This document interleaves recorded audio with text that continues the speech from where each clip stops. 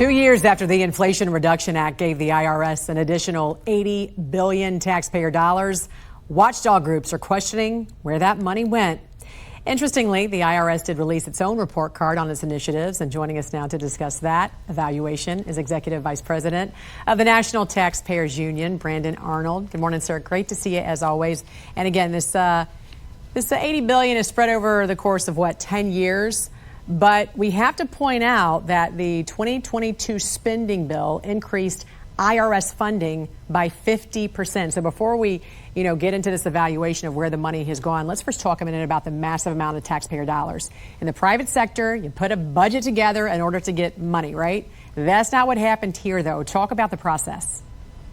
Yeah, the process was broken. So if you have a broken process, you're going to get broken results. And what happened here was Congress wanted to squeeze more money out of taxpayers, and they decided they could do so by giving the IRS $80 billion in additional resources on top of its existing budget.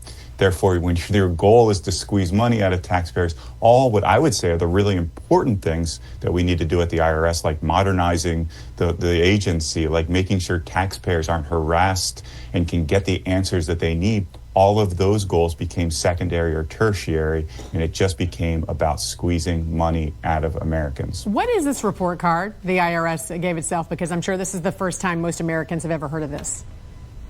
Yeah, basically, they called it a report card, but they just put out some numbers in isolation. They didn't put them in context, and they didn't even give themselves a grade. So if you read through this, you see all these impressive numbers. For instance, they increased call responses by 1 million. 1 million more calls answered last year relative to the previous year. That sounds really good, but again, if you put that in context, their answered calls are way down relative to 2017 through 2021. So they're answering fewer calls than they were a few years ago, but they're claiming success because they did slightly better than the previous year. That's why they're getting C's and D's on NTU's report card, even though, again, they didn't give themselves a letter grade.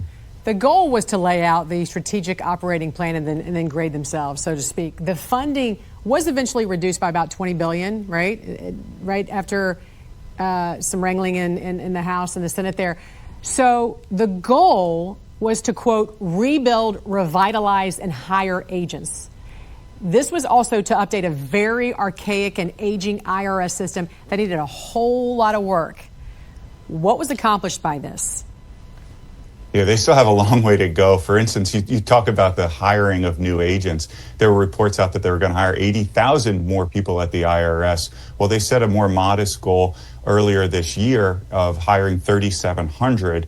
And 6 months into that hiring process, they'd only hired a few dozen people at the IRS to fill those enforcement roles. So they're way behind on hiring. They're way behind on bringing up the agency and modernizing it. They have invested in some hardware, but they're lagging in software that would actually make this agency more efficient, so we could hopefully reduce its budget without sacrificing any kind of performance. We need to increase efficiency there, but it's moving so slowly. Its goals are really misaligned. Where's all this money right now then? What's the recommendation from the National Taxpayers Union?